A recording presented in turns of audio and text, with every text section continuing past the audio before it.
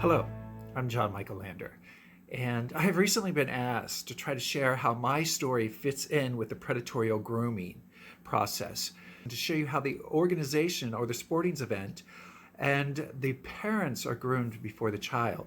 But before I do that, let's get back to an older videotape to get a definition of what predatory grooming is.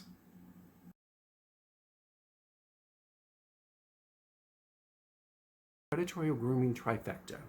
There are three parts. The predator will first groom the institution and the organization and create this respect and trust within that organization so that they will protect and back up that coach or person of prominence. Second, they go and they groom the parents or the guardians. Then and only then does he start the long process of grooming the athlete.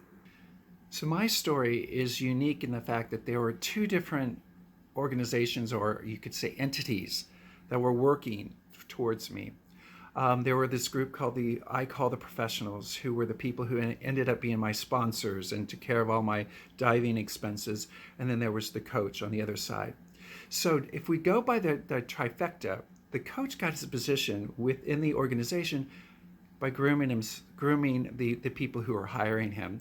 He really made it important and showed how important he was by his techniques, about his reputation, and about where he was coming from. He had been at Ohio State University. He had been an All-American. He had all these credentials behind him. And the organization was really surprised because they were like, we're just a small YMCA in Lebanon, Ohio, and you're coming to us? Well, of course we will definitely take you. Nothing else was checked out. There was no background check. There was no anything to check to see if this person was okay to be with children. The other group are the professionals. Now, there was this group of people out of Columbus again who later on I discovered had been willing to help athletes and males through college. From what I understand, I was the first high school student that they had approached. But I had just taken 8th at the Junior Olympics in Lincoln, Nebraska, and there was all this news about it in our area, and he had been following it. And so he contacted my mother, and he spoke with her, and he started to work with my mother for months, talking to her and letting her know that this group of professionals were willing to help pay and take care of everything that I needed so that I could just focus on the sport and do everything I can to get to the Olympics. He did make sure to point out that he thought that they were the only people that were going to be able to help me get to that dream. And that if my mother wanted to see me succeed, she needed to let this happen. And of course, as things went on, there were other things that came involved with how he manipulated her and how he brought up the fact that there was financial issues and there were medical bills and there were all these other things that were happening that he had the solution to. So he was working on my mother at that point. He was also working on the organization and the coach. So he presented the organization that this group of professionals would be willing to help promote money and put money into the team to help them go to their meets that they needed to go to and help create an inflow of finances that would help pay the coach. Then he met with the coach privately and said, if you do this for me and you focus on this one person, we will give you money on the side to help you just pay you more. And that was the incentive there. So there was this whole group working on the organization and the aspect there. While that was happening, the second part of the trifecta was working on my parents. So now the professionals are continually work with them, the lawyer, with my mother. My mother starts to meet with the coach. The coach starts telling her, we think that, he's going to do well. We think your child is going to make it to the Olympics. We know that if he follows all the rules that we give him and he doesn't stray from what we're doing.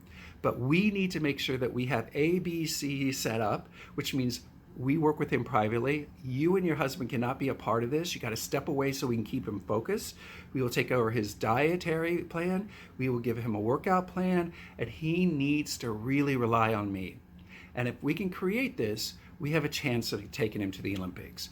So all of a sudden, these seeds were all planted, and that's how everything worked out at the moment. So as you can see, it's like a chess game. This person moves over here and all that. So this is all happening behind my back. I'm continually going. I had done well at the Junior Olympics. I had just qualified to go to Norway and Denmark, and I was going to Canada, and I had already won these trips so that I was going to go. So they were going to help pay for everything and make sure that everything was set up. So then what happened is that my mother gave permission to the professionals to talk to me. So I started having meetings with the lawyer. He explained everything to me. He wrote it down in letters. He created contracts. He made this deal with me. He says, we're willing to help you, but you have to put 100% in this, and you have to make sure your grades are good. We keep those two things going. We will help you all the way through high school. So I'm thinking, oh my gosh, this is an incredible opportunity. Sure, why not? My mother and my dad think it's a great idea, so here we are. We're moving into this way. At the same time, the coach is getting closer and starts grooming me. He had already been asking the organizations, my mother and other athletes, what were my favorite books? What kind of music did I listen to? Who were my favorite actors? So he was building up all this data on me without me even aware that it was happening. And slowly but surely he started to whisper the corrections into my ear. He would move me away from the other divers when he was giving me corrections. He started putting his hands on me to position my body, so everything became normalized. So all these different components were happening at the same time. And then finally, once he started to understand, the coach started to understand that I was susceptible or receptive to the attention I was getting, the promises that I was told, that he started to move in and start saying, now you can only trust me. I don't want you to listen to anybody else. I don't want you to share any of my coaching philosophies with anyone. This is just you and I. And we will have private practices where I will pick you up from home and take you back. Everything will be fine. And your parents have given me permission to move forward with this. So that is how it all kind of worked out. And the abuse itself did not happen until everything was put in place. After I had all these meetings with the lawyer, and after I had all these meetings with the coach, and after I had promised both sides that this would be our secret. Because the lawyer was not going to sponsor the other teammates. They were only sponsoring what they could do for me. Yes, they were giving money to the coach in front of the organization to help keep him there, but they were not in any way interested that I was aware of any other athlete. So they created this isolation for me. They made me feel very important, that I was going to achieve this goal, and they made sure that I promised not to say anything. And the coach did the same thing, the same three things to keep me in that order. So if you look at this, the trifecta works. The coach and the professionals worked on the organization first. After they got solid in there, then they went to my parents. And once they had won my parents over, then they started to groom me. So I want you to realize that it is a long process. Normally it doesn't happen quickly, and the signs are there, but we've got to make sure that we understand what they are. And the thing is that each predator will use a different mode of operandi to get to what they want. Remember, their final desire is that final outcome. The abuse first started with the professionals, and they would pass me around. Once one was done, they would pass me to someone else. And as they passed me away, that professional would then take care of something for my family. They would pay for medical bills, expenses, doctor appointments. My sister had a sledding accident and had to have a reconstructive surgery on her chin. That was taken care of. Over here with the coach knew this was happening. So he started to infiltrate with me and say, hey, I know what's going on with you. I know what's happening. I understand. I'm the only one that does. And that's how he got me into his situation. And I believe that he liked me. He told me that we were special. We had a special bond, that we had a special relationship that nobody would understand. We can't let anyone find out about it. This is our secret. Then he started taking me to Ohio State to practice with the university team. And it was on these overnight trips that the abuse started to happen. So what I would like to share with you is like 3 things I think parents need to take away from this. And the first one is, you as a parent are going to a sporting organization or institution for your child. You are interviewing them. to see if they are a perfect fit for you and your child. It's not the other way around. And that's what they want you to think, is that, oh, hey, we've got so many national champions and we've got Olympians. It would be an honor for you if we would even accept you. If that's the case, I don't think it's worth going to. You need to be on the grounds that we're interviewing you. We are checking you out and seeing if we think that you're a good fit for our child. That gives you power to the parents. The second thing I want parents to think about, listen, really listen to see if there's any empty promises. The odds of becoming an Olympian is roughly 1 in 500,000. So if someone says that they can make your child an Olympian, or they can make your child help your child get a scholarship to the university, or whatever it is, whatever that empty promises is, make sure you check that and see if that's really true. But then also check with your child if that's something that child wants. Because if they don't want to be an Olympian, there's no amount of money or anything that can make them an Olympian. So you need to listen. Parents need to listen. They need to be aware. And they need to ask the tough questions. Talk to the coach. Find out where he came from. What was his past like? Why did he leave that other place? Why did he come to this pool? Find these questions out and ask. Do they have any issues in the past with children? That is your responsibility. The biggest commodity you have as a parent is your child.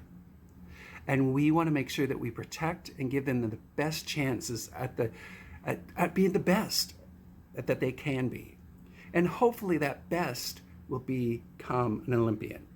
So keep that in mind. And finally, I need parents to really listen to their children. Sometimes our parents get so busy with their own issues and everything that they don't have time, or they think they don't have time. I will let you know, children who are being abused want to be heard. They will try to get your attention one way or another. If you notice something has changed in their demeanor or their behavior, for an example, once I knew that my mother wasn't going to believe me by telling her that I was being abused, the next thing I did was I wouldn't shower for weeks. But that didn't work because I was in the pool every day. So it didn't matter. They were just, oh, well, whatever, and they didn't think about that. I would wear the same clothes every day. And before that, I was really meticulous about clothes. Everything had to look nice. If I got dirt on it, I was changing. That didn't bother them. They just thought it was the teenage years. He's going through something teenage-wise, so we can't worry about that. And then the final straw was that I started dropping the F-bomb as loud as I could. And this is really very strange for me because it just doesn't fit my character. And so they just go, what's eating him? And they would come up with other excuses. So what it needs to do is you need to talk to your children. You need to ask them what's going on, and you need to listen, because they're not going to come out directly and tell you what it is because of shame and embarrassment, and especially when everything is going really well in the abuse, and if the predator has made it look like this is a relationship, your child is going to feel on top of the world. And they're going to feel wanted, they're going to feel attracted, they're going to be feeling all these feelings. This is the most incredible time of my life. I remember saying that. And secretly, I thought the coach and I were in a relationship. We weren't. It's never a relationship. And once the coach received and got what he wanted, he was done with me. That's when it really hit me hard. And if we could protect our children before it gets to that point and watch their demeanor, watch how they are changing, see what's going on, and ask questions, ask how practice is. Go to practice. Don't let a coach tell you cannot be in practice. That's ridiculous. That is a sure red flag. But make sure that you see those three things. So the three things we need to do is that you as a parent are interviewing the coach and the organization. You want to make sure that you interview them. They don't interview you. Remember that. You have the power there. The second of all, listen and hear if there are any empty promises being made. Because that's not, people cannot promise you that they can make their child an Olympian. There is no way. There are too many outside variables that will keep that from happening. So you cannot believe those things. You need to listen to your instincts and follow through. Mothers have very strong instincts and they can really feel this. And finally, listen to your child, because they are the ones who are going through this and they need someone to help them.